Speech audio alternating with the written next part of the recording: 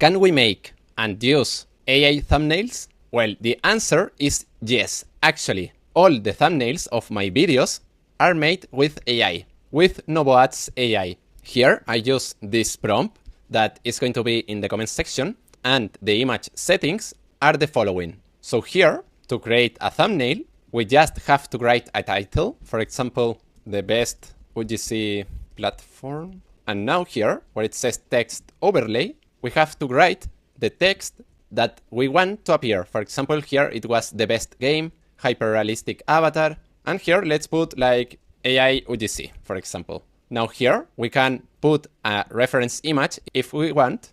I'm going to erase this to let the yes, and now we have to click in reference, and here I'm going to upload an image that I used in another video. So let's click here, and now we have to click this button. Perfect, now we have to wait more or less 1 minute. Perfect, here we have the result, and as you can see, the quality of the thumbnails are really good. I personally like it a lot, this one. So well, if you want to do thumbnails with AI, the prompt is going to be in the comment section, and you can try this tool, NovoAds AI, for just $1 if you are a new user. So well, see you in the next video.